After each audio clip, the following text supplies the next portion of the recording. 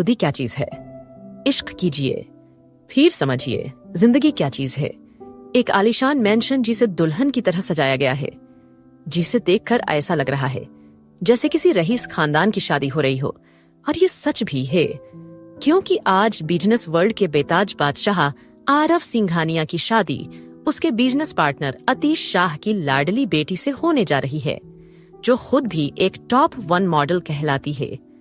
Mention के अंदर सिर्फ 2 परिवार ही मौजूद है, सिंघानिया परिवार और दूसरी शाह परिवार। सिंघानिया परिवार में आरव की छोटी बहन आरोही सिंघानिया, पापा यशवंत सिंघानिया, माँ कोमल सिंघानिया और आरव के दादाजी वीरेंद्र राज सिंघानिया, दादी इंदुमती सिंघानिया मौजूद थीं। और शाह परिवार में सौम्या के पापा अतीश शाह, माँ शांति देवी शाह और उसका बड़ा भाई चिराग शाह। वहां मौजूद आरव के पापा यशवंत और माँ कोमल जी काफी खुश नजर आ रहे थे। आरव के दादाजी वीरेंद्र राज सिंघानिया, दादी इंदुमती और आरव की छोटी बहन आरोही इस शादी से नाखुश लग रहे थे।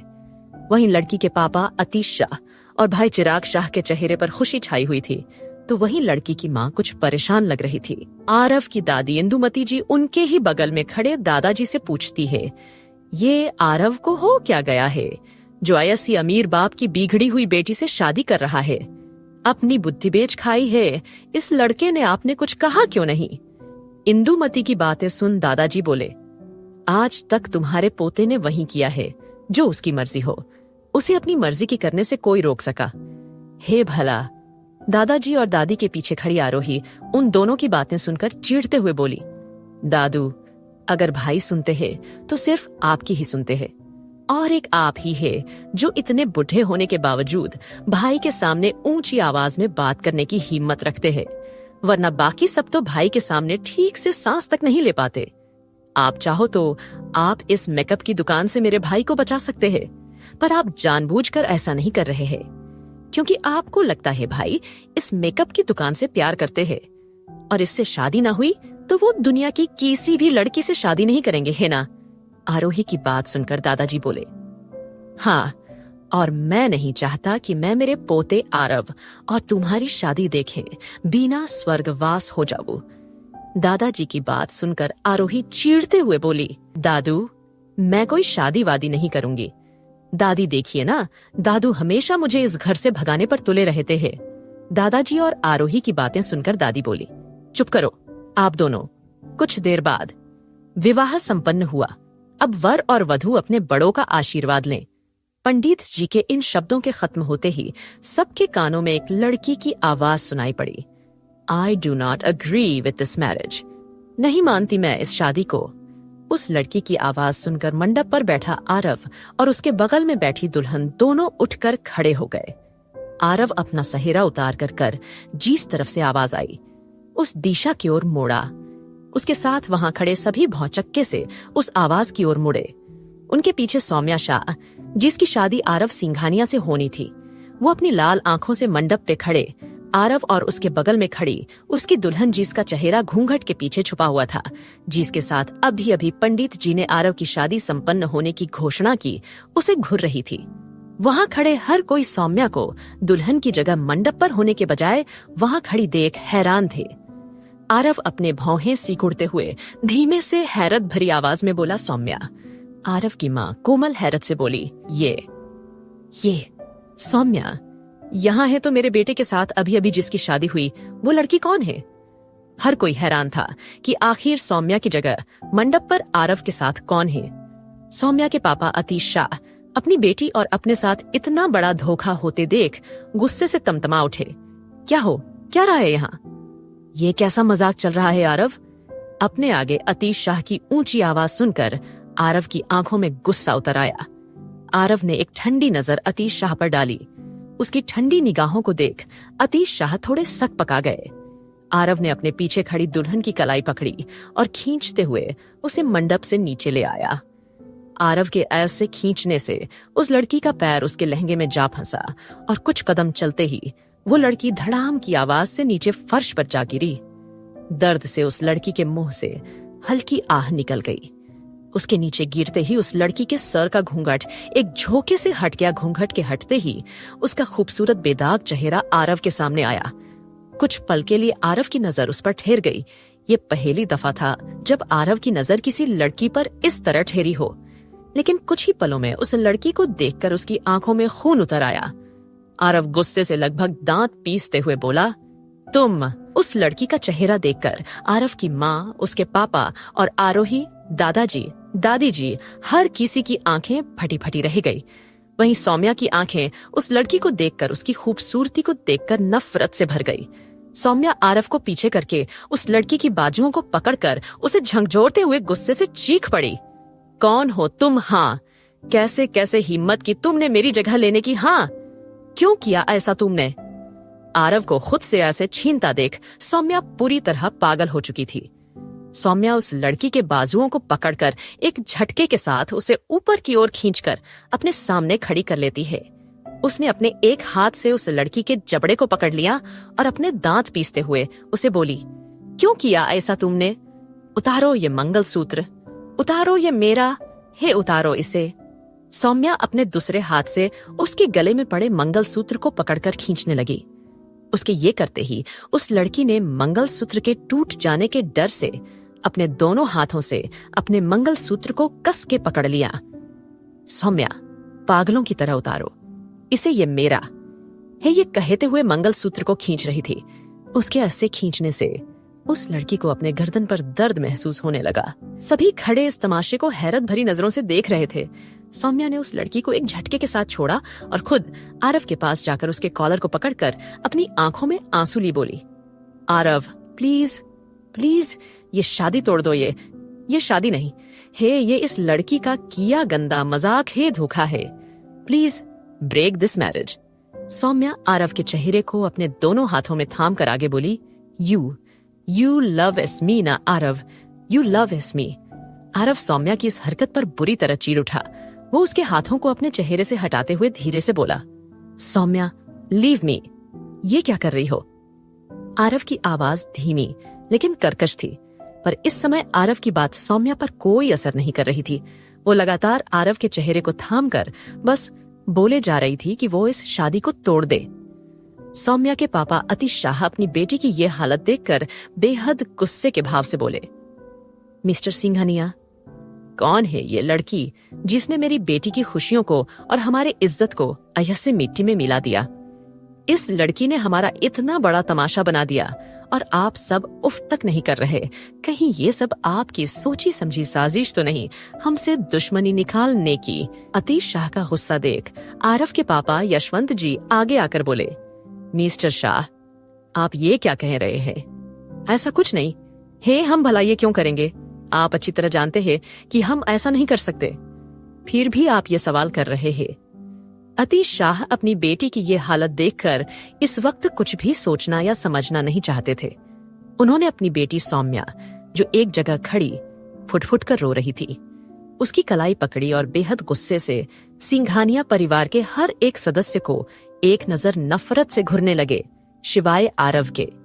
वैसे तो वह आरव को भी काफी कुछ कहना चाहते थे, लेकिन आरव की एक ठंडी नजर भर ही काफी थी उनको हार्ट अटैक दिलाने के लिए। अतीश शाह अपने बेटे को देख बोले, चलो चिराग। जब उस लड़की के चेहरे से उसका घूंघट हटा था, तब उस पर सिर्फ आरव की ही नजरें नहीं बल्कि चिराग की नजरें भी जा ठहरी थी। वो कब से उस लड़की को देखकर अपनी आहें भर रहा था। मिस्टर शाह की आवाज सुनकर चिराग अपने होश में आया और आरव को घूरते हुए अपने फैमिली के साथ चला गया। उनके जाते ही वहां सबके कानों में एक जोरदार थप्पड़ की आवाज गूंज उठी। ये थप्पड़ कोमल जी ने उस लड़की के गाल पर जड़ दिया था। थप्पड़ की वजह से उस लड़की का चेहरा एक तरफ को झुक गया, उसकी आंखें नम हो गईं। To be continued. कौन है ये लड़की जिसकी शादी आरव सिंघानिया से हुई? आखिर क्या वजह थी आरव सिंघानिया की सौम्या से शादी करने की? जानने के लिए आगे सुने बेरंग सा इश्क पॉकेट FM पर। को सर पर नहीं चढ़ाना चाहिए, ये प्यार और अपनेपन के लायक ही नहीं होते। देख लिया अब आपने, आपके लाड़ प्यार का इसने क्या तोहफा दिया है। कोमल जी की बातें, उनका गुस्सा देख प्रीति की आंखें नम हो गईं।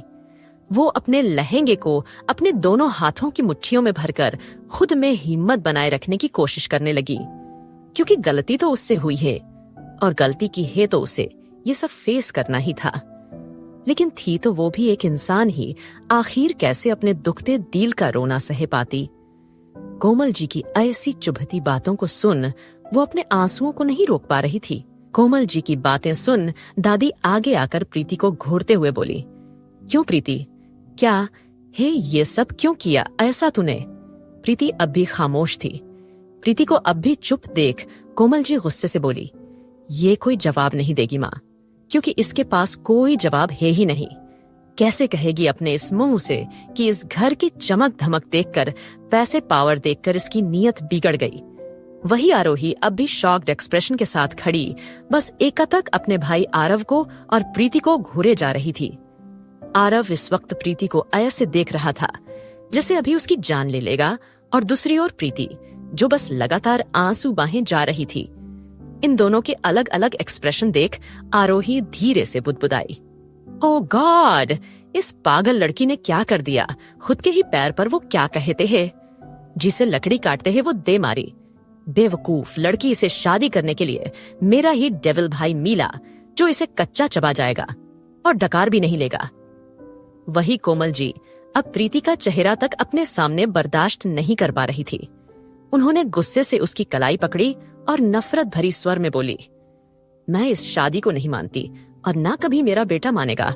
अभी के अभी यहाँ से निकलो, दोबारा अपनी ये शक्ल कभी मत दिखाना, और खबरदार तुम इस शहर में भी नजर आई तो, गलती से कभी नजर आई मुझे तो सिंघानिया परिवार को धोखा देने के जुर्म में जिंदगी भर जेल में सड़ती नजर आओगी। निकलो यहाँ से। कोमल जी प्रीति को खींचकर मेंशन के बाहर ले जाने लगी।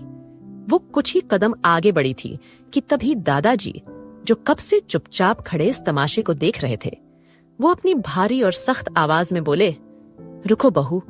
दादाजी की आवाज सुनकर कोमल जी के कदम ज्यों के त्यों रुक गए। अब सबकी नजर कोमल जी और प्रीति पर से हटकर दादाजी पर टिक गई। दादाजी प्रीति और कोमल के सामने आकर खड़े होते हुए उसी सख्ती से बोले, ये लड़की इस शहर से या फिर इस घर से कहीं नहीं जाएगी। दादाजी की ये बात सुनकर आरोही के चेहरे पर एक अजीब सी खुशी छा गई।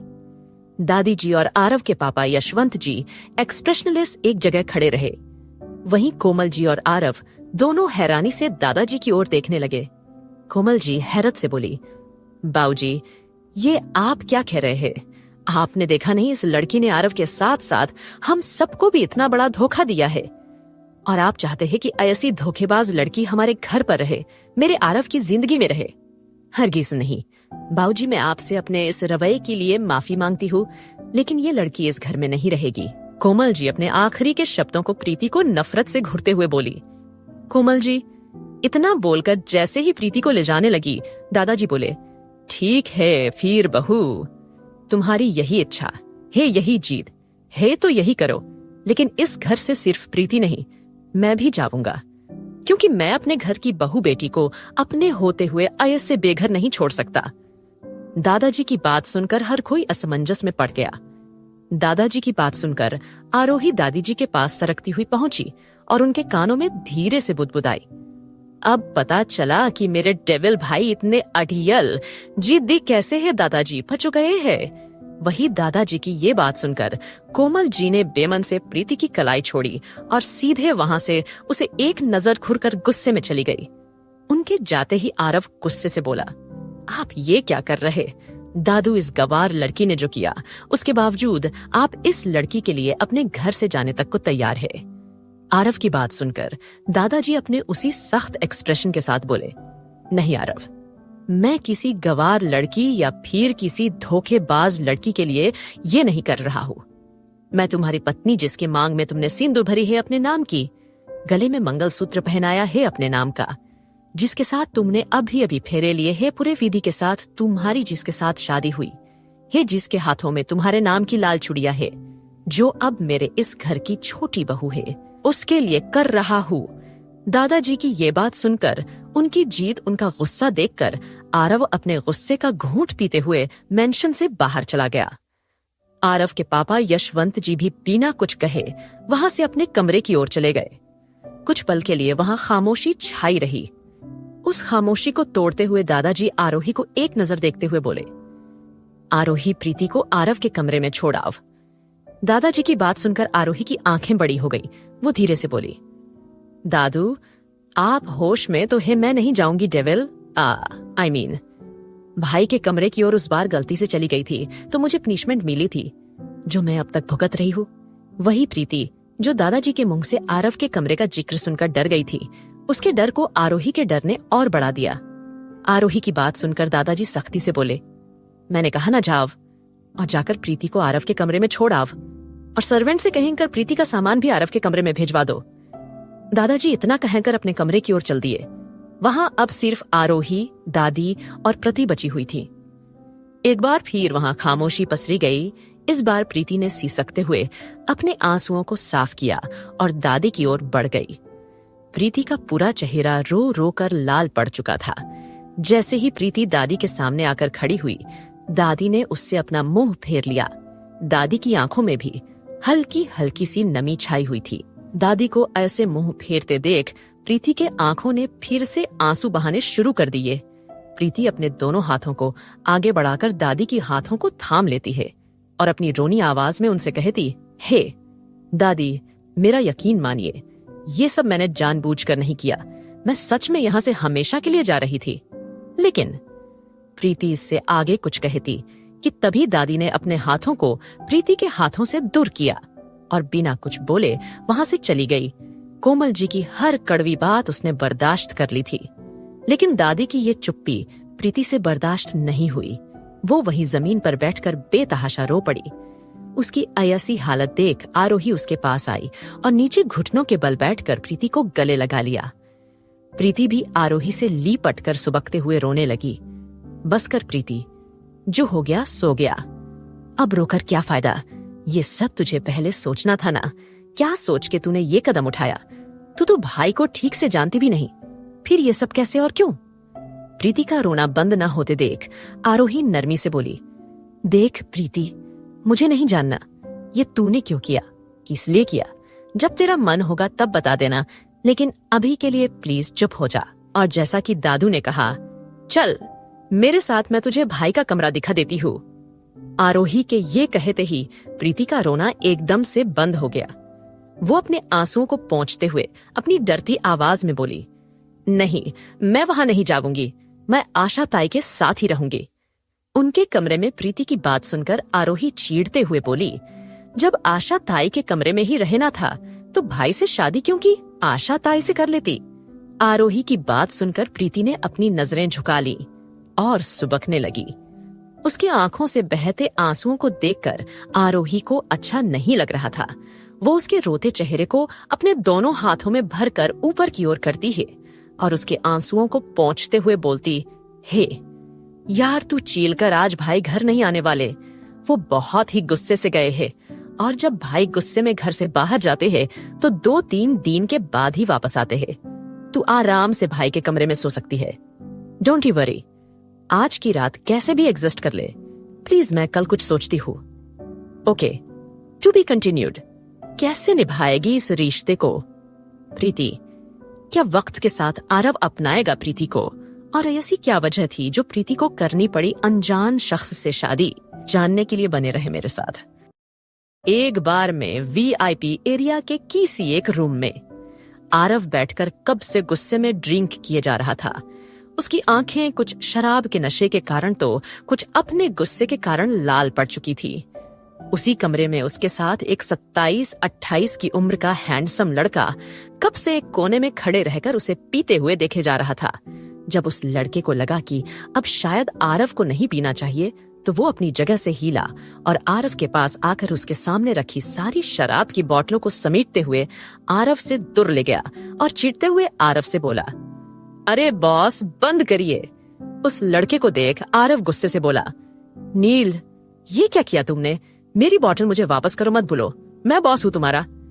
नील आरव का पर्सनल असिस्टेंट है, एक ऐसे साथी से कम नहीं जो हमारा अच्छा सोच कर ही हमें एडवाइस देते हैं, लेकिन अक्सर उनकी एडवाइस ही हमें ले डुबती है। वैसे तो नील आरव के हर दुख और सुख में साथ खड़ा रहता आया है, लेकिन सौम्या और आरव की शादी में वो जानबूझकर नहीं आया था, क्योंकि उसे आरव का सौम्या से शादी करने का डिसीजन सही नहीं लगा था। नील आरव के गुस्से को देख बोला, बॉस, आप मुझे भूलने देंगे तब भूलूंगा ना कि आप मेरे बॉस है। खैर, ये सब छोड़िए और चलिए घर। आपने बहुत पी ली है, अगर आपके दादाजी को पता चला तो। खैर नहीं। दूसरी ओर आरोही ने प्रीति को आरव के कमरे तक छोड़ा और खुद बड़बड़ाती हुई जल्दी से अपने कमरे में चली गई। बेवकूफ लड़की, समझ नहीं आता इसे मुसीबतों से प्यार है या फिर मुसीबतों को इससे। कमरे में आते ही प्रीति दरवाजे से अपनी पीठ को छिपका कर वहीं जमीन पर बैठ गई। उसने अपने सर को पीछे दरवाजे से टिकाकर अपनी आंखें बंद कर ली। उसके ये करते ही उसकी आंखों में ठहरे आंसू की बूंदें लुढ़कती हुई उसके गालों पर फिसलने लगी। रात के 11 बजे से 1 बज चुके थे। प्रीति अभी वैसे ही बैठकर अपनी आंखों को बंद किए हुई थी। उसे देखकर इस वक्त ऐसा लग रहा था जैसे उसे कोई बुरी यादें परेशान कर रही हो। उसके माथे पर पसीने की बूंदें नजर आ रही थीं। सांसें तेज थीं। उसके हाथ अपने कपड़ों पर कसते जा रहे थे। तभी उसके कानों में किसी मर्द की आवाज में कुछ शब्द गूंज उठे। तुम सिर्फ मेरी हो प्रीति। ये सुनते ही प्रीति ने झट से अपनी आंखें खोली और लंबी लंबी सांसें लेने लगी। डर से उसने अपने आसपास नजरें घुमाई। पूरे कमरे में अंधेरा छाया हुआ था। बस कुछ चांद की रोशनी कमरे के विंडो से अंदर बिखरी हुई थी। प्रीति उस अंधेरे को देख डर गई। वो डरती हुई अपनी जगह से उठी और अपने आसपास दीवार पर हाथ फेरते हुए लाइट्स स्विच ढूंढने लगी। कुछ सेकंड टटोलने के बाद उसके हाथ लाइट स्विच लगी। प्रीति ने जैसे ही लाइट ऑन किए, कमरे में किसी को ना देखकर उसे थोड़ी राहत मिली। उसे अपना गला सूखता महसूस हो रहा था। उसने अपने पसीने पोंछे और अपनी नजरें इधर उधर कर पानी ढूंढने लगी। बेड के साइड टेबल पर रखे पानी के ग्लास पर नजर पड़ते ही प्रीति बेड की ओर बढ़ी। उसने एक ही सांस में पूरे ग्लास को खाली कर दिया और वही बेड पर बैठकर अपनी आंखों को बंद करके एक गहरी सांस भरते हुए अपनी आंखें खोली और रोनी सी सूरत बनाकर खुद में ही बोली, सो जा प्रीति, पुरानी प्रॉब्लम्स को गोली मार दे और आज जो तूने रायता फैलाया है उसे समेटने के बारे में सोच। इससे पहले कि देर हो जाए मैं सबको बता दूंगी वो सब गलती से हुआ था। आप सबकी तरह मैं भी इस शादी को नहीं मानती और मैं हमेशा के लिए ये शहर छोड़कर चली जाऊंगी। प्रीति ये सोचकर कि सुबह उठते ही सब कुछ सही कर दूंगी, आराम से बेड पर लेट गई। बेड पर लेटती उसकी आंख लग गई। दूसरी ओर रात के 2:30 बजे नील मुश्किल से आरव को मेंशन में छोड़कर खुद अपने घर के लिए निकल गया। आरव मेंशन आने के लिए तैयार नहीं था, लेकिन आरव के घर से निकलने के थोड़ी देर बाद दादाजी ने नील को कॉल करके सख्ती से कहा कि आरव काफी गुस्से में घर से निकला है, उसे ढूंढकर वापस घर भेज दो। अगर कल सुबह वो मुझे घर पर नहीं दिखा तो मैं उसे अपने जायदाद से और तुम्हें इस शहर से बाहर फेंकवा दूंगा।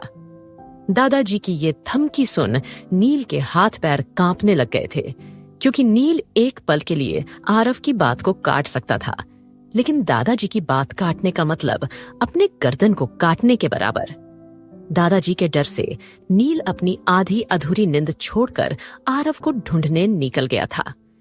दादाजी ने नील को आरव के गुस्से की वजह तो नहीं बताई थी, लेकिन नील अच्छी तरह जानता था कि उसके बॉस को गुस्सा होने के लिए किसी वजह की कोई जरूरत नहीं पड़ती।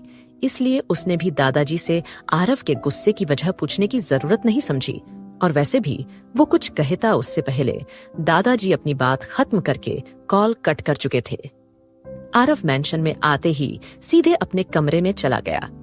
वैसे तो आरव का स्टेमिना काफी स्ट्रांग है, लेकिन आज उसने कुछ ज्यादा ही पी ली, इसलिए उसके कदम भी हल्के हल्के डगमगा रहे थे। उसकी आंखों को भी जरा धुंधला सा नजर आ रहा था। फिर भी वो काफी हद तक होश में था, इतना कि वो सीधे रास्ते अपने कमरे तक पहुंच सके। आरव ने कमरे में आते ही अपने शर्ट उतार फेंकी। आरव को अक्सर शर्टलेस ही सोना ज्यादा पसंद है। वो बेड के एक तरफ आकर औंधे मुंह लेट गया, इस बात से अनजान कि आज उसके कमरे में उसके उस बेड पर उसी के बगल में कोई और भी है जो काफी गहरी नींद में सो रही है।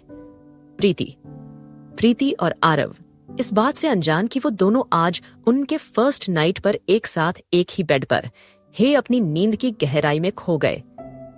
कितना अच्छा होता ना अगर प्रीति और आरव की शादी उन दोनों की मर्जी से हुई होती, तो आज रात ये दोनों एक साथ होकर भी अनजाने से ना सोते। दोनों ही एक दूसरे के एहसासों से घिरे होते। दोनों ही एक दूसरे की मदहोशी में मदहोश हो रहे होते। कुछ अलग सी मुलाकात होती, कुछ नए जज्बात होते। क्या रिएक्ट करेंगे आरव और प्रीति एक दूसरे को देखकर? ऐसी कौन सी यादें हे प्रीति की, जिन्हें याद करते ही वो इतनी घबरा गए? जानने के लिए हमारे साथ बने रहिए सिर्फ पॉकेट एफएम पर। आज के लिए बस इतना ही फ्रेंड्स, मिलते हैं अगले चैप्टर में। Bye guys. अगली सुबह सिंघानिया मैंशन को सूरज की किरणों ने अपनी आगोश में ले रखा था। सूरज की पीली रोशनी मैंशन की खूबसूरती को बढ़ा रही थी। संगमरमर से बना हुआ वो मैंशन सूरज की रोशनी में सोने की तरह चमक रहा था। सुबह के 7 बज रहे थे। कोमल जी उठते ही सुबह सुबह सबसे पहले आरव और आरोही के कमरे में जाकर उन दोनों का चेहरा देखकर ही अपने दिन की शुरुआत किया करती थी। लेकिन आज वो न तो आरव से मिलने गई और न ही आरोही से। यहाँ तक कि आज वो अपने कमरे से बाहर भी नहीं आई। अब तक घर के सारे सदस्य उठ चुके थे। आरोही उठकर कोलाज के लिए रेडी हो रही थी, तभी उसे प्रीति का ख्याल आया। प्रीति का ख्याल आते ही आरोही खुद से बोली, पक्का रानी साहिबा इतना बड़ा कांड करके मजे से सो रही होंगी। अकल नाम की चीज ही नहीं है। इतनी डेयरिंग करके शादी की भी तो किससे? दुनिया के सबसे बड़े अड़ियल खडूस और किसी डेविल से कम नहीं, आरव सिंघानिया से। आरोही प्रीति के लिए अफसोस फील करती हुई अपने सर को ना में हिलाने लगी। वो कुछ देर बाद रेडी होकर अपने कमरे से बाहर निकली और सीढ़ियों से नीचे उतरने लगी कि तभी कुछ सोचकर उसने अपने कदमों को रोक लिए। क्या मुझे जाकर देखना चाहिए कि प्रीति उठ गई या नहीं? नहीं, खामोखा बेचारी की नींद खराब हो जाएगी। वैसे भी कल बहुत रोई है। रहने देती हूँ, शाम को आकर मील लूंगी। ये सोचते हुए वो जैसे ही सीढ़ियां उतरने को हुई कि एक बार फिर कुछ सोचते हुए रुक गई। नहीं, जाकर देख ही लेती हूँ। एक तो घर में सब उससे नाराज है, ऊपर से ऐसे घोड़े बेचकर सोती रही। और अगर कहीं गलती से भाई आ गए और उन्होंने देखा लिया उससे अपने कमरे में, तो वो तो फिर। आरोही ये सोचते हुए आरव के कमरे की ओर बढ़ गई। आरोही ने जैसे ही दरवाजा खोलकर अंदर देखा, उसकी आंखें हैरानी से बड़ी हो गई और वो अपनी हलक में अटक रही आवाज में बोली, बा भाई। उसने डर के मारे धीरे से दरवाजे को बंद किया और बाहर दरवाजे से लगकर खुद में बुदबुदाई, ओ गॉड, भाई कब आए? आरोही खुद में बुदबुदा रही थी कि तभी उसे कुछ याद आया कि उसने अभी अभी अंदर कमरे में क्या देखा। एक सेकंड वो शॉक्ड एक्सप्रेशन के साथ ये बोलकर फिर से पीछे मुड़ी और धीरे से दरवाजे को धक्का देकर अंदर कमरे में झांकने लगी। अंदर का नजारा देख एक बार फिर उसकी आंखें हैरानी से फैल गई। उसे अपनी आंखों पर यकीन नहीं हो रहा था आरव और प्रीति को एक साथ एक बेड पर देखकर। कुछ सोचते हुए आरोही एक शातिर स्माइल करने लगी, मेरे डेविल हैंडसम भाई और मेरी क्यूट सी भाभी, आई एम सॉरी, पर क्या करूं, मैं आदत से मजबूर हूं, इसीलिए आपके इतने खूबसूरत पर्सनल मोमेंट्स को चुराने जा रही हूं। आरोही मन ही मन बुदबुदाती हुई मुस्कुराने लगी। उसने अपने फोन में आरव और प्रीति के 2-3 पिक्चर क्लिक किए और जल्दी से दरवाजे को अच्छे से बंद कर वहां से 9-2-11 हो गई। अंदर कमरे में आरव और प्रीति एक तरफ करवट लेकर सो रहे थे। आरव ने प्रीति को अपनी बाहों में जकड़ रखा था। उन दोनों के चेहरे पर एक अजीब सा सुकून नजर आ रहा था। दोनों ही इस वक्त दुनिया जहां से बेखबर अपनी ही अलग दुनिया में खोए से लग रहे थे। एक सुकून भरी दुनिया। दोनों एक दूसरे के लिए अनजान थे, ना कभी एक दूसरे से मिले और ना ही कभी दोनों के बीच कोई बातें हुई। फिर भी ना जाने क्यों उन दोनों की मौजूदगी एक दूसरे को एक सुकून दे रही थी। इस बात से अनजान वो दोनों गहरी नींद में एक दूसरे से लिपटे हुए सो रहे थे। सुबह के 9 बजने को थे। धूप की किरणें खिड़की में लगे पर्दों से ताक झांक करती हुई अंदर आरव के बेड पर पसर रही थी। किरणों की इस ताक झांक से प्रीति की नींद टूटने लगी। प्रीति की आधी नींद खुलते ही उसे महसूस होने लगा कि वो किसी की बाहों में चिपकी हुई सो रही है। ये महसूस होते ही प्रीति ने हैरानी से अपनी आंखें खोली। आंखें खुलती ही प्रीति की नजर सीधे सामने लगे मिरर पर पड़ी जिस्म में वो साफ देख पा रही थी कि आरव ने किस तरह उसे जकड़ रखा है। मिरर में आरव के चेहरे को देख प्रीति उसे पहचान गई। प्रीति पिछले 6 महीनों से सिंघानिया मेंशन में दादी की केयर टेकर बनकर रह रही थी। इसी बीच उसकी आरोही से मुलाकात हुई। दोनों की अच्छी दोस्ती हो गई। प्रीति की मासूमियत, उसकी चंचलता और उसके केयरिंग स्वभाव ने दादाजी और दादी जी का दिल भी जीत लिया था। पिछले 6 महीनों से प्रीति मेंशन के हर कोने में आरव के तस्वीरों को देखती आ रही थी, इसलिए इस वक्त आरव को देख वो आसानी से उसे पहचान गई। आरव ने अपने एक हाथ को प्रीति के पतले कमर से लपेट रखा था। उसके दूसरे हाथ के ऊपर प्रीति अपना सर रखे लेटी थी। आरव का एक पैर प्रीति के पैरों के ऊपर था। आरव और प्रीति पूरी तरह एक दूसरे से चिपके हुए थे। खुद को ऐसे शर्टलेस आरव के बाहों में पाकर प्रीति की आंखें हैरानी और डर से बड़ी हो गई। आरव का सोता हुआ चेहरा भी इस वक्त प्रीति को जानलेवा नजर आ रहा था। वो डर से खुद में ही बुदबुदाई, ये कब आए? और मैं प्रीति रोनी सी सूरत बनाकर बड़बड़ाई, आरोही की बच्ची, अगर मैं अभी यहां से बच गई तो तुझे नहीं छोड़ूंगी। प्रीति डर से अपनी सांसें तक रोककर लेटी हुई थी, इसीलिए कि कहीं आरव जाग ना जाए। प्रीति ने कल जो कुछ भी किया था, उसकी उस हरकत से सबसे ज्यादा बड़ा धोखा तो आरव को ही मिला था। यही सोचकर प्रीति को आरव से डर लग रहा था। वो कई बार आरोही के मुंह से आरव के गुस्से के बारे में सुन चुकी थी, इसलिए कुछ सोचते हुए वो एक बार फिर मन में बुदबुदाई, अगर तुझे जिंदा रहना है तो चुपचाप निकल जा प्रीति, इससे पहले कि मिस्टर आरव जाग जाए। प्रीति अपने सांसों को थामे धीरे से हलचल करने लगी, लेकिन आरव ने उसे इस तरह पकड़ रखा था कि वो हील तक नहीं पा रही थी। प्रीति को अब अपने इस सिचुएशन को देखकर रोना आ रहा था। वो एक शर्टलेस अनजान आदमी के बाहों में थी। भले वो अनजान आदमी उसका पति था, भले वो लोग अब एक रिश्ते में जुड़े हुए थे, लेकिन उनके दिल और उनकी राहें अब भी अलग थे। वो अब भी एक दूसरे के लिए अनजान ही थे। प्रीति जैसे तैसे आरव की नींद खराब किए बिना वहां से उठना चाह रही थी कि तभी दरवाजे के बाहर एक सर्वेंट दरवाजे पर नॉक करते हुए बोली, मिस प्रीति दादी ने आपके लिए कुछ कपड़े भिजवाए हैं, कहा है आपको ये पहनकर जल्दी से तैयार होकर नीचे आना है। क्या आप जाग रही है? प्रीति की जान हलक को आ गई। कहाँ वो आरव के जाग जाने के डर से अपनी सांसें तक ठीक से नहीं ले रही थी, और ये सर्वेंट है कि दरवाजे पर नॉक करते हुए ऊंची आवाज में चिल्ला रही, हे भगवान जी, आप मुझसे कौन सी दुश्मनी निभा रहे हो? प्रीति को चीज का डर था। वही हुआ, आरव की नींद उस सर्वेंट की आवाज से टूट गई। प्रीति को जब ये एहसास हुआ कि उसने जल्दी से अपनी आंखें बंद कर लिए और गहरी नींद में सोने का नाटक करने लगी। इस वक्त उसके पास कोई दूसरा ऑप्शन नहीं था। आरव के सर पर कल शराब ज्यादा पीने की वजह से काफी दर्द हो रहा था। उसने प्रीति की कमर से अपना हाथ हटाकर अपने सर को मसलते हुए अपनी आंखें खोली। अपनी आंखें खोलते ही उसकी नजर भी सीधे अपने सामने लगे मिरर पर पड़ी, जिसमें प्रीति का मासूम चेहरा नजर आ रहा था। अपने कमरे में अपने साथ ऐसे प्रीति को देख आरव के भौहें सिकुड़ गए। प्रीति का चेहरा देखते ही आरव को कल रात प्रीति ने जो किया वो सब एक एक कर याद आने लगा। अतीश शाह की वो ऊंची आवाज और उनका उस तरह सिंघानिया परिवार को आंखें दिखाकर सौम्या और अपनी फैमिली को ले जाना। सिंघानिया परिवार का नाम सुनते ही लोग थरथराने लगते हैं, अपना सर झुका लेते हैं। उस सिंघानिया परिवार को कल प्रीति की वजह से अतीश शाह आंखें दिखाकर चले गए। ये बात आरव को बहुत ज्यादा गुस्सा दिला रही थी, और उससे भी ज्यादा गुस्सा उसे दादाजी के बातों को याद करके आ रहा था। मैं किसी गवार लड़की या फिर किसी धोखेबाज लड़की के लिए ये नहीं कर रहा हूँ। मैं तुम्हारी पत्नी जिसके मांग में तुमने सिंदूर भरी है अपने नाम की, गले में मंगल सूत्र पहनाया है अपने नाम का, जिसके साथ तुमने अभी अभी फेरे लिए है, पूरे विधि के साथ तुम्हारी जिसके साथ शादी हुई है, जिसके हाथों में तुम्हारे नाम की लाल चुड़िया है, जो मेरे इस घर की छोटी बहू है, उसके लिए कर रहा हूँ। दादाजी की बातें याद आते ही आरव की नजर प्रीति के भरे मांग पर पड़ी।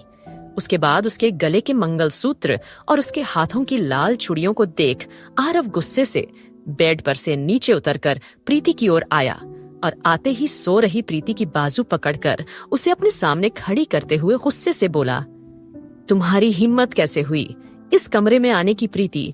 आरव के ये करने से शॉक्ड रह गई। वो अपनी सफाई में कुछ कहती उससे पहले आरव ने उसके बाजू को छोड़ उसकी कलाई पकड़ी और उसे खींचकर कमरे से बाहर ले जाने लगा। जैसे ही आरव ने दरवाजा खोला, उसे अपने सामने एक सर्वेंट दिखी जिसने अपने हाथों में एक थाल पकड़ी हुई थी। आरव को इतने गुस्से में अपने सामने देख वो सर्वेंट सर झुकाए एक तरफ को हो गई। उसके हटते ही आरव प्रीति को खींचकर लिविंग एरिया में ले आया और उसे बाहर का रास्ता दिखाते हुए गुस्से से बोला, गेट आउट, निकलो यहां से। प्रीति की कलाई पर आरव के उंगलियों के निशान बन गए थे। प्रीति की आंखें हल्की नम हो गई थीं। प्रीति को वहां से ना जाती देख आरव इस बार थोड़ी ऊंची आवाज में बोला, सुना नहीं तुमने? मैंने कहा निकलो यहां से। आरव की ऊंची आवाज सुन प्रीति सहम गई। वो डर से अपने कदमों को पीछे ले रही थी कि तभी पूरे लिविंग एरिया में एक रौबदार आवाज गूंजी। कहीं नहीं जाएगी वो। ये आवाज दादाजी की थी। दादाजी की आवाज सुनकर आरव ने अपने हाथों की मुट्ठी कर ली। दादाजी अपने रौबदार अंदाज में सीढ़ियों से नीचे उतरकर आरव और प्रीति के सामने आ गए और सख्ती से बोले, प्रीति कहीं नहीं जाएंगी, ये फैसला कल हो चुका। हे आरव, फिर सुबह सुबह ये तमाशा क्यों? आरव दादाजी को देखकर और उनकी बातें सुनकर गुस्से से प्रीति को घूरते हुए वहां से जाने लगा। वो 2 कदम ही चला था कि उसके कदम कुछ सोचते हुए रुक गए। उसे थोड़ी देर पहले अपना प्रीति को तकिए की तरह बाहों में समेटकर सोना याद आया। ये याद आते ही उसकी आंखें गुस्से से लाल हो गईं। वो पीछे पलटकर दादाजी के सामने आकर खड़ा हो गया। इस वक्त दादाजी और आरव एक दूसरे के जेरोक्स कॉपी लग रहे थे। दोनों ही सीना तानकर अपने ही अंदाज में खड़े एक दूसरे को घूर रहे थे। दोनों की आंखों में एक जैसी चमक, एक जैसी जीत और दोनों के ही तेवर एक जैसे जानलेवा। पूरे घर में एक दादाजी ही थे जो शिवांश का सामना कर सकते थे और एक शिवांश ही था जो दादाजी का सामना कर सकता था। दादाजी की उम्र काफी ज्यादा होकर भी वो एकदम फीट लगते थे।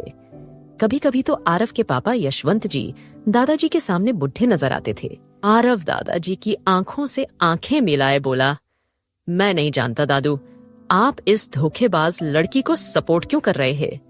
लेकिन मैं आपकी रिस्पेक्ट करता हूँ, इसीलिए मैंने आपसे कल कुछ नहीं कहा। लेकिन मैं इस लड़की को ऐसे अपने आसपास बर्दाश्त नहीं कर सकता। अगर आपका अभी भी यही फैसला है कि ये लड़की यहाँ रहेगी, तो मेरी एक बात आप भी ध्यान से सुन लीजिए। दादू, ये लड़की आपकी और दादी की छोटी बहू, माँ और पापा की बहू आरोही की भाभी हो सकती है, लेकिन ये लड़की मेरी पत्नी, वाइफ और बीवी कभी नहीं हो सकती। और आप जबरदस्ती इसे मुझ पर थोप भी नहीं सकते। आप इस लड़की के साथ जीतने, दिन जीतने, महीने जीतने, साल जीतने, जन्म रिश्ता रखना है, निभाना है, निभा लीजिए। इसे अपने घर पर रखना है या फिर घर से बाहर रखना है, जो करना है कीजिए। इसके साथ मेरा कोई लेना देना नहीं। मैं अगले 2 महीने के अंदर सौम्या से शादी करने वाला हूँ, इसलिए इसे अच्छी तरह समझा दीजिए कि ये मुझसे, मेरे कमरे से और मेरी चीजों से दूर रहे, वरना आरव सिंघानिया अपने रास्ते में आने वाले कांटे को उखाड़ना अच्छी तरह जानता है। आरव ये सब काफी गुस्से में लेकिन शांति से बोल रहा था। अब तक वहाँ घर के सारे सदस्य इकट्ठा हो गए थे। हर कोई आरव की बातें सुनकर और उसका गुस्सा देखकर हैरान थे। आरव ने वहाँ से जाते जाते बोला, मैंने आपसे इस तरह बात की, उसके लिए सॉरी दादू, लेकिन इस बार आपने मुझे ज्यादा हर्ट किया है। इतना बोलकर आरव बिना प्रीति की ओर देखे वहाँ से दांत पीसते हुए गुस्से में जिम चला गया। क्या प्रीति कह पाएगी सबसे कि उसे भी चाहिए इस रिश्ते से आजादी? अगर प्रीति ने कह दिया तो क्या दादाजी करेंगे आरव और प्रीति को इस रिश्ते से आजाद जानने के लिए बने रहे मेरे साथ सिर्फ पॉकेट एफएम पर। To be continued. आरव के वहां से जाते ही दादाजी प्रीति के सामने आ गए। प्रीति की नजरें झुकी हुई थीं। प्रीति दादाजी को अपने सामने देखकर जल्दी से अपने आंसुओं को पोंछने लगी। दादाजी से उसके आंसू छुपे नहीं। दादाजी अपने उसी सख्त लहजे को बरकरार रखते हुए बोले, मैं तुम्हारा साथ दे रहा हूँ, इसका मतलब ये नहीं है कि तुम्हारी गलती मुझसे छुपी है या फिर तुम्हारी गलती को मैंने नजरअंदाज किया है। तुम्हारे ऐसे आरव से शादी करने की वजह क्या है ये मैं नहीं जानता और जानना भी नहीं चाहता, लेकिन अब आगे उम्मीद है कि तुम इस रिश्ते को निभाने की कोशिश करोगी आरव का गुस्सा धूम देख चुकी हो और इस रिश्ते को लेकर उसकी राय भी सुन चुकी हो। लेकिन मैं चाहता हूं कि उसकी ये राय बदले। मैं एक बार फिर सबके खिलाफ जाकर तुम पर भरोसा कर रहा हूँ, तुमसे उम्मीद रख रहा हूँ कि तुम आरव के इस फैसले को और उसकी इस राय को बदलोगी और अपने इस रिश्ते को एक सही रास्ते पर ले आओगी। दादाजी की ये बातें सुनकर प्रीति असमंजस में पड़ गई। कहाँ वो कल रात इस उम्मीद में सोई थी कि सुबह उठकर सबको बता देगी कि वो भी इस रिश्ते को नहीं चाहती और यहाँ से इस रिश्ते से आजाद होकर चली जाएगी। और कहाँ दादाजी उससे इस रिश्ते को सही पटरी पर लेकर आने की ऐसी उम्मीदें लगा रहे हैं। प्रीति दादाजी की बहुत इज्जत करती थी। जब वो इस घर में केयर टेकर का काम किया करती थी तो सबसे ज्यादा प्यार उसे दादाजी और दादी जी से ही मिला। दादाजी और दादी जी ने कभी भी उसके साथ एक मालिक और नौकरों वाला बर्ताव नहीं किया। उन्होंने कभी उसे एहसास नहीं होने दिया कि वो यहाँ दादी की केयर टेकर है। कोमल जी थोड़ी सख्त स्वभाव की थी, लेकिन फिर भी उन्होंने कभी प्रीति से बुरा बर्ताव नहीं किया था। प्रीति के साथ वो हमेशा नरमी से पेश आती थी। दादाजी ने अभी जो प्रीति से कहा, प्रीति उसके लिए राजी नहीं थी।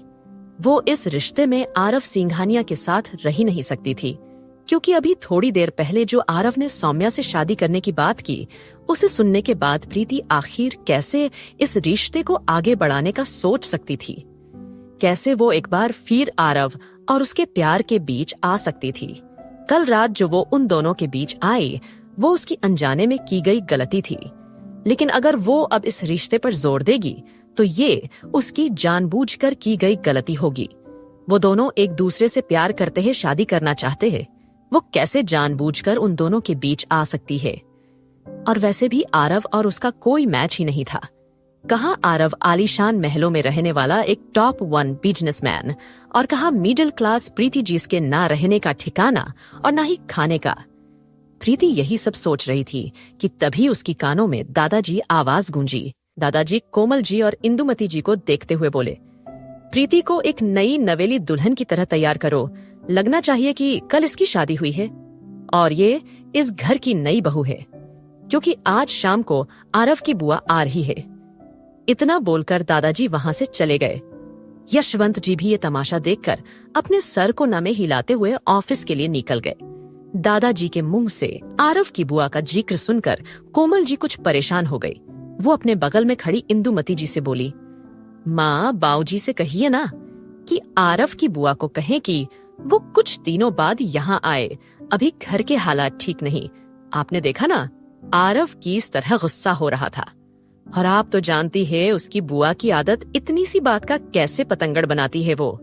अगर जरा सी भी भनक पड़ गई उन्हें इस रिश्ते के बारे में कि हमने हमारे आरव की शादी एक केयर टेकर से करवा दी है, तो पूरे गांव घर में और रिश्तेदारों में ढिंडोरा पीट देंगी। कोई इज्जत नहीं बचेगी हमारी। कोमल जी की बात सुनकर दादी जी के चेहरे पर भी परेशानी की लकीरें छा गईं। दादी जी की नजर जब प्रीति पर पड़ी, उन्होंने कोमल जी से कहा, मैं तुम्हारे बाऊजी से बात करती हूँ, तुम प्रीति को तैयार करके ले आव। दादी जी कोमल जी से इतना कहकर वहां से चली गई। कोमल जी एक नजर प्रीति को घूरते हुए अपने आसपास नजरें घुमाकर किसी सर्वेंट को ढूंढने लगी। तभी उन्हें एक सर्वेंट दिखी जो अपने हाथ में थाल लिए दूसरी ओर जा रही थी। उसे देखकर कोमल जी ने उसे अपने पास बुलाया। सुनो, इधर आव। ये सर्वेंट वही थी जो थोड़ी देर पहले आरव के कमरे के बाहर उस थाली को पकड़कर खड़ी थी। कोमल जी की आवाज सुनकर वो सर्वेंट उनकी ओर बढ़ने लगी। उसके पास पहुंचते ही कोमल जी ने उससे वो थाल ली और उसे जाने को कह दिया। सर्वेंट के जाते ही कोमल जी प्रीति के पास आई। प्रीति के सामने आकर उसकी हाथों में उस थाल को थमाकर बोली, मैं बिल्कुल नहीं चाहती कि तुम मेरी बहू और आरव की बीवी के रूप में किसी के भी सामने आओ, लेकिन ये बाऊजी की जीद है, इसीलिए जल्दी से जाकर तैयार होकर नीचे आओ। प्रीति कोमल जी की बातें सुनकर अपनी नजरें झुकाए ही आशा ताई के कमरे की ओर जाने लगी। वो कुछ कदम ही आगे बढ़ी थी कि तभी कोमल जी उसे रोकते हुए बोली, रुको, ये मत समझना कि कुछ लोगों के सामने तुम्हें इस घर की बहू कहने से, आरव की बीवी कहने से तुम बन जाओगी ना। मैं कभी तुम्हें अपनी बहू मानूंगी और ना ही आरव तुम्हें कभी अपनी पत्नी मानेगा। जिस लालच से तुमने मेरे बेटे के साथ धोखा किया है, हमारे साथ छल किया है, उसी लालच के साथ खाली हाथ निकलोगी यहाँ से। बस एक बार तुम्हारे इस मासूमियत का पर्दा बाऊ जी के आंखों से हट जाए। कोमल जी इतना कहकर वहां से चली गई। प्रीति को आरव के बिहेव से, उसकी बातों से खास फर्क नहीं पड़ा था, क्योंकि आरव उसके लिए अभी भी एक अनजान था। लेकिन कोमल जी की बातें कहीं ना कहीं उसे चुभ गई, क्योंकि कोमल जी को वो पिछले 6 महीनों से जानती थी। उसे दादा और दादी जी जितना प्यार दुलार, अपनापन कोमल जी से नहीं मिला, लेकिन कहीं ना कहीं कोमल जी का स्वभाव प्रीति के लिए दूसरों से अच्छा ही था। कोमल जी को आरोही से लाड़ प्यार करते देख प्रीति को अपनी माँ की याद आया करती थी। वो कोमल जी में अपनी माँ को देखा करती थी, इसलिए कहीं ना कहीं कोमल जी की नाराजगी प्रीति को चुभ रही थी। दादी जी अपने कमरे आए तो उन्हें दादाजी खिड़की के पास अपने दोनों हाथों को पीछे कर खड़े बाहर की ओर देख रहे नजर आए। उन्हें देखकर दादी जी दरवाजे को बंद करके उनके पास गई और बोली, आप ये क्या कर रहे हैं? आरव सौम्या से शादी करना चाहता था, प्रीति से नहीं। और आप अच्छी तरह जानते हैं आरव, जो चाहता है वो करके ही मानता। हे फिर आप ये कैसी जीत लेकर बैठे हैं?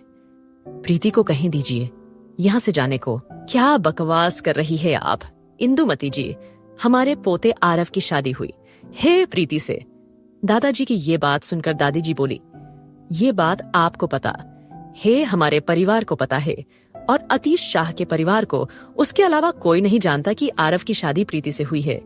इसलिए आप प्रीति को यहाँ से जाने को कह दीजिए। क्या आप ये चाहती है कि कल जिस जोड़े की शादी हुई आज उस जोड़े का हम तलाक करा दे? दादी जी की बातें सुनकर दादाजी सख्ती से उनसे बोले। दादी जी उनकी सख्ती देख चीढ़ते हुए गुस्से से आगे बोली, तो आप क्या चाहते हैं? प्रीति यही रहकर आज की तरह आरव के हाथों जलील होती रहे। प्रीति मेरे लिए आरोही से कम नहीं है, 6 महीने मेरे साथ थी। कभी भी उसने मेरा ध्यान रखते समय ये नहीं सोचा कि मैं उसकी अपनी नहीं हूं। कभी मेरा ख्याल रखते समय उसने ये नहीं सोचा कि उसकी उसे पेमेंट मिलती है। उसने दिल से आरोही की नहीं बल्कि अपनी खुद की दादी समझकर मेरा ध्यान रखा। मुझे उससे कोई शिकायत नहीं है, लेकिन मैं उससे नाराज हूँ इस बात से कि उसने अपने लिए हमारे उस अड़ियल पोते को चुना है, जो 1 सेकंड नहीं लगाएगा उसकी मासूमियत को छीनने में। उसके लिए तो वो बिगड़ेल सौम्या ही ठीक थी। मेरी प्रीति बहुत भोली है, पता नहीं कैसे आरव के झांसे में आ गई और अयस से उससे शादी कर ली। जरूर वो कुछ छुपा रही है। ये कहते कहते दादी जी का गला भराया था। उनकी बात सुनकर और उन्हें गुस्से में देख दादाजी मुस्कुराते हुए उनकी ओर पलटे और उन्हें ले जाकर सोफे पर बैठा दिया और खुद भी उनके बगल में बैठते हुए बोले, आप औरतों को समझना बहुत ही मुश्किल का काम है। आरव और सौम्या के शादी से पहले आप कह रही थी मेरे पोते को उस बिगड़ेल बाप की बेटी से बचाइए। कुछ कहते क्यों नहीं, कुछ करते क्यों नहीं? और अब जब कर रहा हूं तो मुझ पर ही बरस रही हो। आप क्या सोच रही है और आप क्या चाहती है मैं अच्छे से जानता हूँ। आपको आरव की नहीं प्रीति की फिक्र है, क्योंकि प्रीति जितनी मासूम है आरव उतना ही गुस्सैल है। प्रीति जितनी जिंदा दिल है आरव उतना ही पत्थर दिल। प्रीति का स्वभाव जितना खुशमिजाज है आरव का स्वभाव उतना ही सख्त है।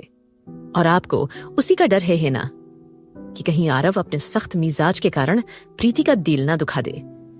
दादाजी ने दादी जी की दिल की बात बड़ी आसानी से कह दी थी। उनकी बातें सुनकर दादी अपना सर हाँ में हिला देती है।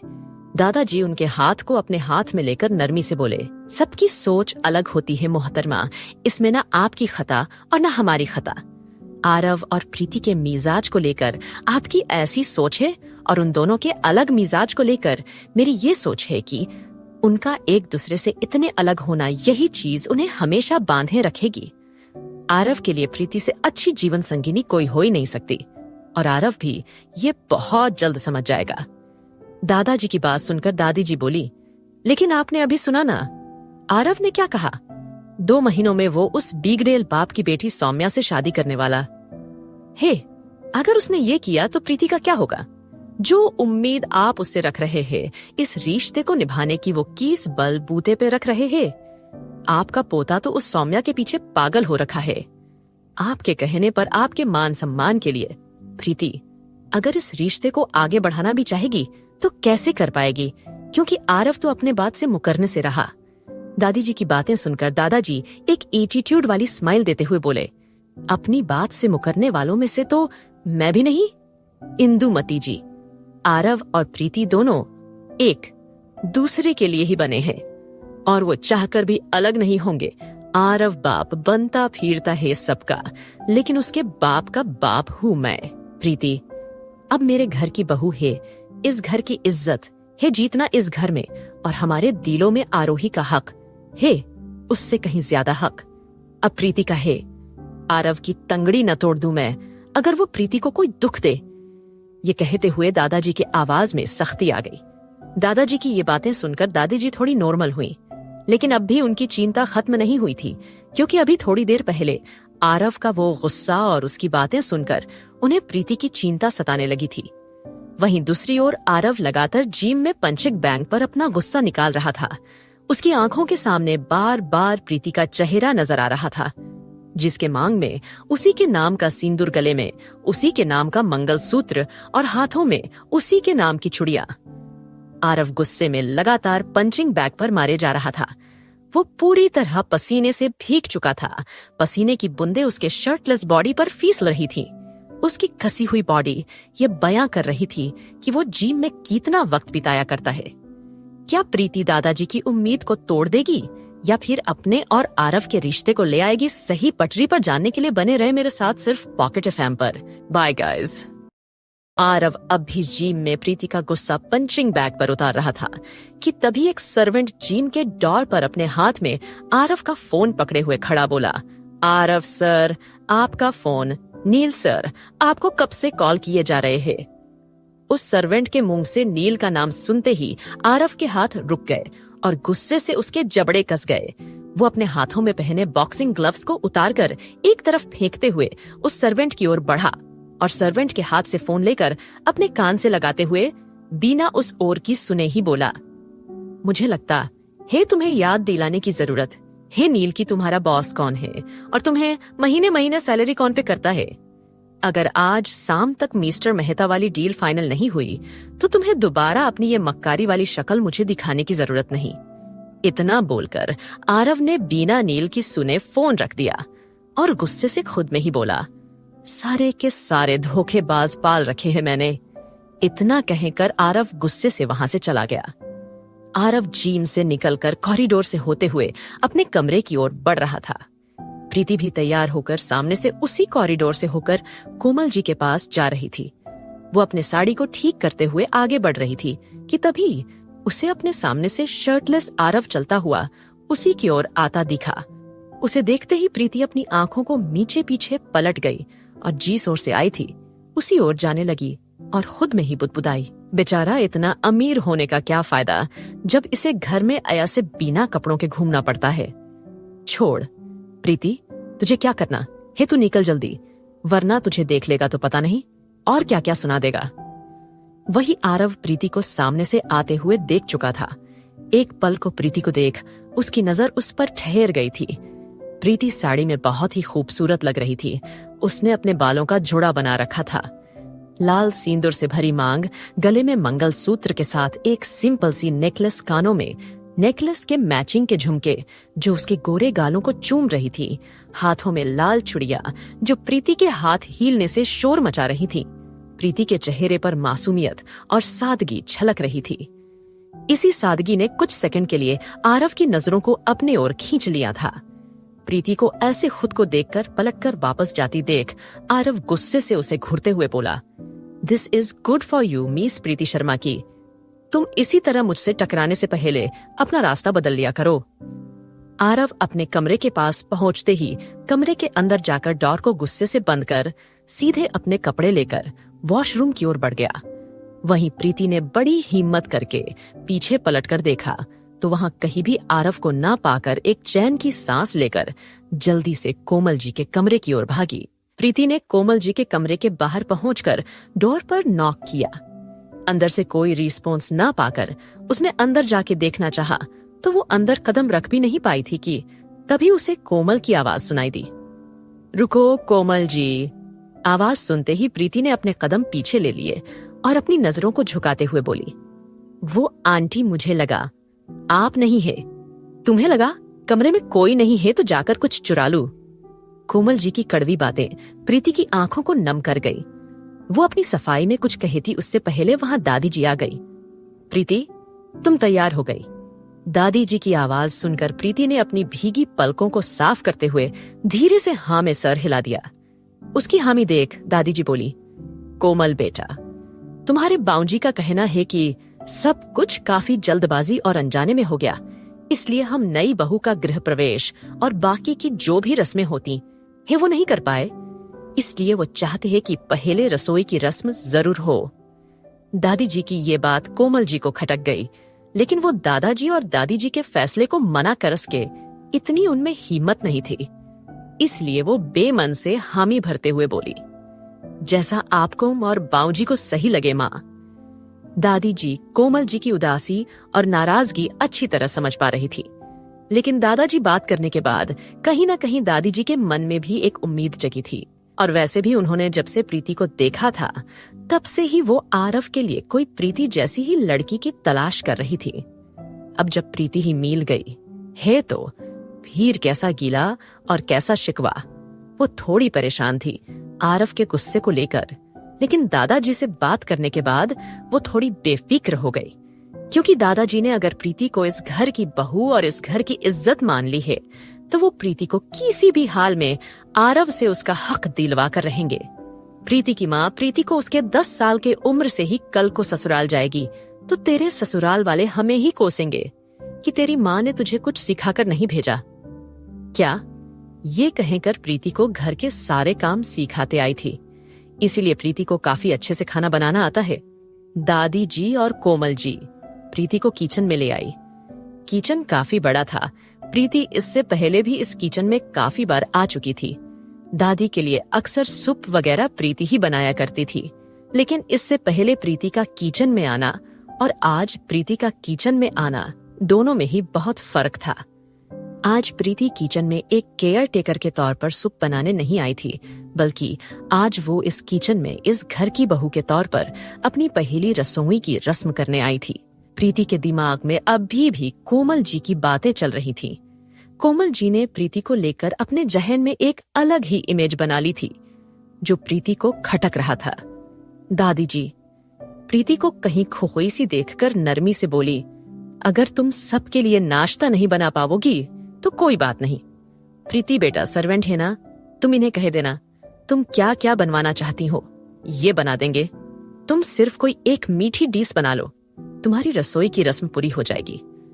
दादी जी की बात सुनकर कोमल जी जो वहां चुपचाप खड़ी थी वो बोली, वो कर लेगी माँ। वैसे भी हमारे यहाँ केयर टेकर की जॉब करने से पहले ये किसी छोटे से ढाबे में खाना बनाने का ही काम किया करती थी ना, तो इसे तो आदत होगी इतने लोगों का खाना बनाने की। कोमल जी की बातें सुनकर प्रीति की आंखों में नमी भर आई। वहीं कोमल जी बातें सुनकर दादी जी बोली, बहू तुम कैसी बातें कर रही हो। अब प्रीति, आंटी सही कह रही है दादी, मुझे आदत है, मैं बना लूंगी, आप फिकर मत करिए, बस बता दीजिए क्या क्या बनाना है, मैं बना लूंगी। प्रीति कोमल जी की बातें सुनकर दादी की बात को काटते हुए बीच में बोली। दादी जी प्रीति की बात सुनकर बोली, प्रीति बेटा ये छोटी सी रस्म है, तुम सिर्फ कुछ मीठा बना दो, बस बाकी सर्वेंट्स देख लेंगे। प्रीति दादी जी की बात सुनकर नर्म लहजे में बोली, दादी मैंने कहा ना मैं कर लूंगी। प्रीति की बात सुनकर दादी जी बोली, पक्का कर लोगी। दादी जी के सवाल पर प्रीति ने हल्के से हाँ में सर हिला दिया। उसके हामी भरते ही दादी जी बोली, ठीक है, लेकिन अभी आशा बाहर गई है, इसलिए ये 2 सर्वेंट यही रुककर तुम्हारी हेल्प करेंगी, तुम्हें किसी भी चीज की जरूरत हो इनसे कह देना हम। दादी की बात पर प्रीति ने एक बार फिर अपने सर को हाँ में हिला दिया। दादी और कोमल जी वहां से चली गई। उनके जाते ही प्रीति के चेहरे पर जो छोटी सी मुस्कुराहट थी वो गायब हो गई। उसका चेहरा उदास हो गया। वो अपने मन में बोली, कुछ समझ नहीं आ रहा, हे भगवान जी क्या करूं। दादाजी बहुत अच्छे है, मैं उनकी उम्मीद और उनका भरोसा फिर से नहीं तोड़ सकती, लेकिन मुझसे आंटी जी की नाराजगी और उनकी नजरें जो मेरे लिए बदल गई है वो बर्दाश्त भी नहीं हो रही। प्रीति रोनी सी सूरत बनाकर एक तक वहां खड़ी एक जगह घुरे जा रही थी। तभी वहां खड़ी उन 2 सर्वेंट जो फीमेल थी उनमें से एक प्रीति के पास आकर बोली, वैसे मानना पड़ेगा तुम्हें। क्या दिमाग लगाया है? कुछ दिनों पहले तुम हम में से ही एक थीं और एक रात में ही उस सर्वेंट के बात करने का लहजा एकदम अलग था। ये सर्वेंट वही थी जो सुबह आरव के कमरे के बाहर थाल लिए खड़ी थी। उसके लहजे में प्रीति के लिए चीड़ साफ नजर आ रही थी। वहीं उस सर्वेंट को इस तरह बात करते देख प्रीति शॉक्ड रह गई। वो सर्वेंट प्रीति को एज ए शॉक्ड देख उसे ऊपर से नीचे तक देखते हुए अपने उसी लहजे में बोली, कोई तुमसे सीखे मिस प्रीति की आरव। सर जैसे अमीर जादू के कमरे तक कैसे पहुंचा जा सकता है? उस सर्वेंट की मुंह से ये बात निकलते ही प्रीति के हाथ गुस्से से कस गए। अगर वो चाहे तो वो उस सर्वेंट को अच्छा सबक सिखा सकती थी, उसे अच्छा खासा जवाब दे सकती थी, लेकिन इस समय उसे किसी और बात का टेंशन था। इसलिए वो अब इस नई टेंशन को अपने सर नहीं लेना चाहती थी।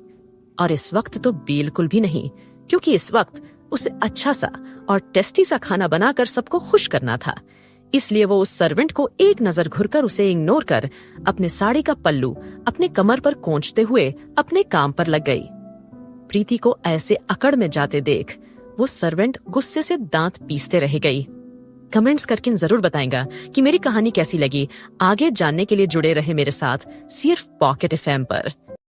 आरव तैयार होकर कॉरिडोर से होते हुए ऑफिस के लिए निकल रहा था कि तभी उसे सामने से नील आते हुए दिखा, जिसे देख उसके भौहें सीक उड़ गए।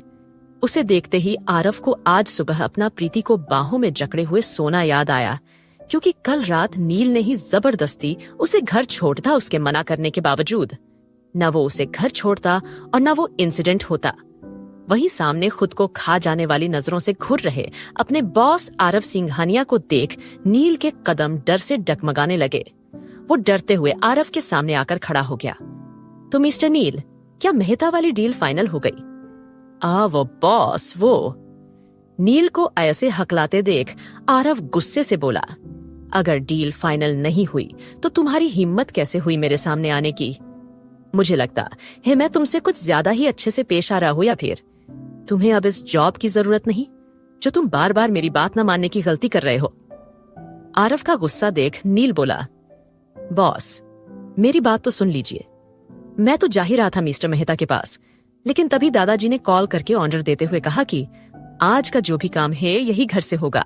कल ही तुम्हारे बॉस की शादी हुई है, आज वो ऑफिस जाए अच्छा नहीं लगता बॉस, इसीलिए मैं यहाँ आ गया। और आप अच्छी तरह जानते हैं, आप अगर मेरे बॉस है तो दादाजी मेरे सुपर बॉस है, क्योंकि मेरे बॉस की ही उनके सामने नहीं चलती, तो सोचिए मैं कैसे। आरव नील की बात सुनते ही सीधे दादाजी के कमरे की ओर बढ़ गया। आरव को वहां से जाते देख नील एक चैन की सांस लेते हुए बोला, ये दोनों दादा पोता मेरी जान लेकर ही मानेंगे। वही आरव दादी जी के कमरे में आते ही चीढ़ते हुए बोला, आप चाहते क्या है दादू? दादाजी जो अपने कमरे के बालकनी में लगे फूलों के पौधों को पानी दे रहे थे। अचानक से आरव को ऐसे गुस्से से अपने कमरे के अंदर आते देख उनके होंठों पर छोटी सी मुस्कुराहट आ गई, जैसे वो पहले से ही आरव के गुस्से की वजह जानते हो। दादाजी ने पौधों में पानी देते हुए अनजाने से बनकर आरव से पूछा, अब क्या हो गया जो ऐसे गुस्से से लाल पीले होकर भनभनाते फिर रहे हो? इतने हैंडसम हो, गुड लुकिंग हो, स्मार्ट हो, कभी तो खुश रह लिया करो।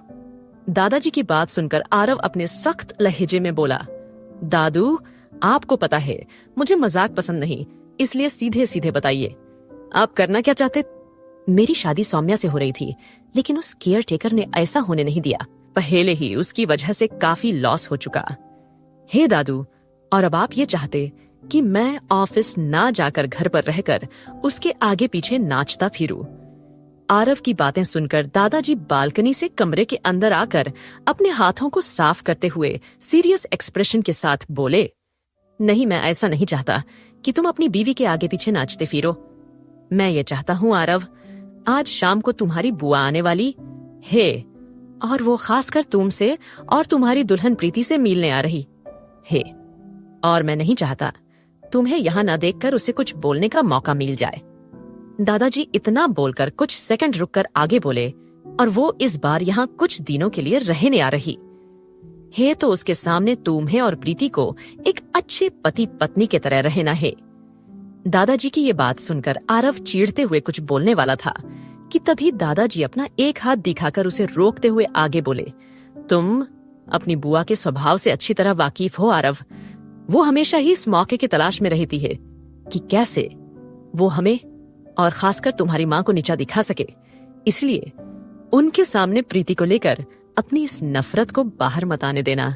बस कुछ दिनों की ही बात है। आरव को इस वक्त बहुत गुस्सा आ रहा था, लेकिन दादाजी के आगे उसकी कहां चलने वाली थी। गुस्से से आरव के हाथों की मुट्ठी कसी हुई थी। दादाजी उसकी आंखों में और उसके चेहरे पर गुस्सा साफ देख पा रहे थे। वो मंद मुस्कुराते हुए बोले, मैं जानता हूं आरव, तुम सब कुछ दांव पर लगा सकते हो, लेकिन अपना नाम, रुतबा और अपनी इज्जत को कभी नहीं। और तुम कभी नहीं चाहोगे कि तुम्हारी बुआ को तुम्हारे और प्रीति के रिश्ते की सच्चाई पता चले। दादाजी ये सोच ही रहे थे कि दरवाजे पर एक सर्वेंट नॉक करते हुए बोली, सर, वो बड़ी मैडम